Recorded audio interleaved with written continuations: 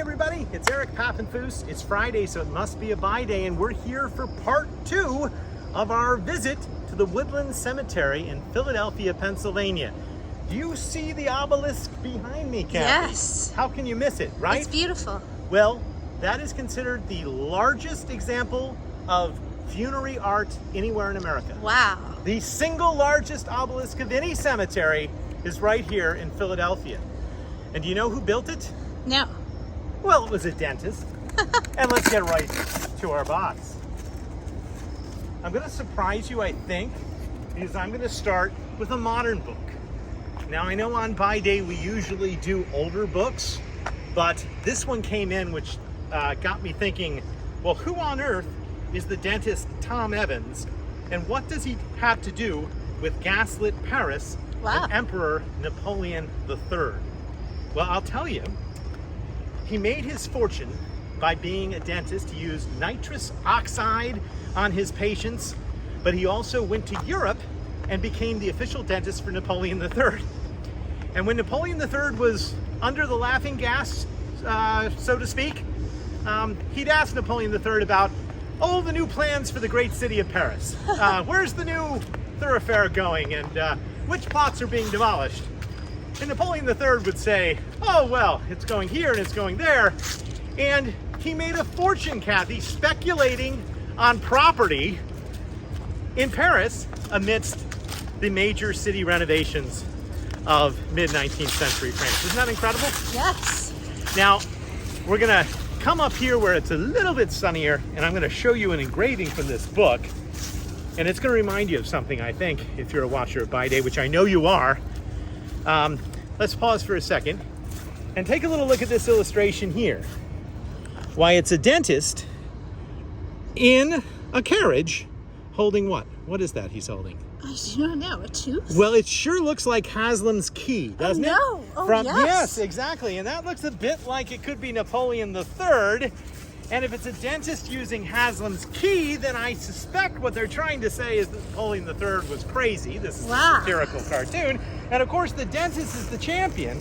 And it was in this very carriage that the dentist took the princess to England and to safety. Well, at least to the English Channel and then on to England for safety. A pretty incredible story. Now we're going to pause here because there are a lot of interesting people buried in the cemetery, including many from the publishing family of Lippincott. And Lippincott was the great Philadelphia publisher of the 19th century. And pause for a second, Kathy. We've got some good light here, and you can see a nice Lippincott imprint. Oh, yes. And while you're paused, I also want to show you that this book just came in, and it was like they knew we were here because it is inscribed by the author to a lieutenant colonel of his, and then it later says, well, guess where he's buried. Oh. Yep, in Woodlands, in Philadelphia. But it's an example of sort of the great 19th century publishing house, Lippincott. Again, if you want to know a little bit more about the history of the cemetery, let me read to you about that. And let me do it from what was called the Stranger's Guide to Philadelphia. This was published in the midst of the Civil War. If you pause for a quick second, you can get a nice little image of the title page, and it has a map. But look what it's featuring in the travel guide. Not just famous places, but look, all the cemeteries of Philadelphia. And if you remember our Buy Day episode when we went to Boston, and I said that the tour guides had the most visited place in Boston, and it was Mount Auburn Cemetery. Yes. Well, it was a little bit like that in Philadelphia. You'd come to Philadelphia, you'd get your guidebook out, and you'd go for a stroll in the cemetery just like we're doing now. Let me read to you a little bit about it. The Woodland Cemetery is situated on the west side of the Schuylkill River, about 1 mile southwest from the city. This beautiful spot was long the county seat of the Hamilton family, and the Hamilton family had a huge arboretum and a wonderful botanical garden that was here. Now, if you remember last week's episode, we saw the grave of Mary Grew. Yes. Well, that was originally underneath these amazing tall elm trees, which we're going to see in just a minute, up to our right. But in 2017, A number of the original trees that were planted here for the cemetery unfortunately died of Dutch elm disease, but their remains are still up there on the hill, which I think is pretty dramatic. Yes. Now the tour guide goes on, and it talks about all the different types of graves that you can see at the cemetery. And a little known fact about me, Kathy, you know it, but other people don't, is that when I was in graduate school, I taught a seminar on the rural cemetery movement and on the plotting and founding of a lot of these cemeteries, including the one that we see here in Woodlands, which is a little later than the earliest ones like Mount Auburn, etc. Let me show you a plate here, because it talks about, I just love it, because first of all, you got the guy with his cane wandering through, but it talks about you want to be sure to see the graves in the French style. Now the French style is not the Egyptian revival style, which we're seeing with these obelisks, but if you have the sort of side guardrails, you have a headstone, a footstone, and in the middle of them is planted flowers. And that was very much like the Ann Brewster grave that we saw last week on By Day. But Stranger's Guide to Philadelphia, available in our collectibles room, and you can read more about not only Woodland Cemetery, but other cemeteries. We have 2 more books. The next one is by a gentleman named James Long Acre. And do you remember the By Day we did on the Philadelphia Mint?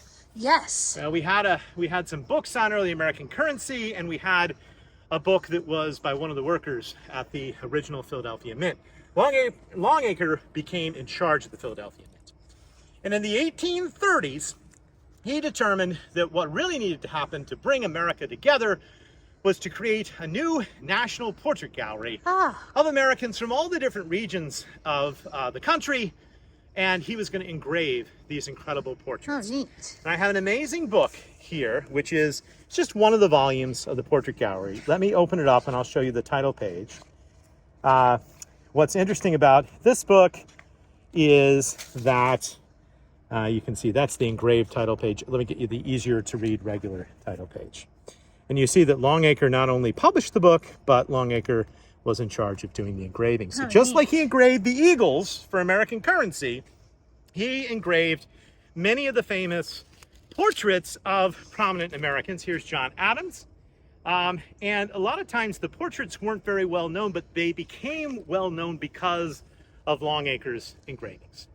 And so the classic Sam Adams or the classic John Adams all came. But other individuals sat for Long Acre for this monumental 4-volume work. It was always beautifully bound. This is a classic Philadelphia binding with the embossed leather, the gilt edges. It's just a beautiful book, and Long Acre is buried here as well. And he's within a stone's throw of the final grave we're going to visit, and it is a grave by the founder of the most famous soup company in America, and that is Campbell's Soup. Here we are at the grave of Joseph Campbell, the inventor of condensed soup. Now, wow. The great invention for Campbell was that you could extract the water from the soup and you could sell it in a condensed fashion, packaged. Now, rather than end with a funny book today, Kathy, I thought we would do a card opening. And did you know that Campbell's Soup has trading cards? Well, it does, and it did. And this is a thing online. I used to collect baseball cards, and people were always videoing themselves opening new packs of trading cards. So you can video me opening a pack of Campbell's Soup cards. Whoa. If we can get it open. May have to use serious methods. Okay, now the way this unwrapping works is you have to zoom in and let's see what we got. Oh, well, we got lots of 1930s advertisements. Those aren't as exciting. But also in there, look, that is the first label for a Campbell's soup can, not the iconic Andy Warhol, right? No. And I like this. There's a picture of Campbell's factory. So this is Campbell's factory, where in fact the soup and the canned tomatoes and the canned fruit were all made. That's great. Well, that ends our tour of the Woodland Cemetery. Thanks for watching. We'll have more By Days every Friday at noon. So I hope you'll keep watching for more adventures in the world of books.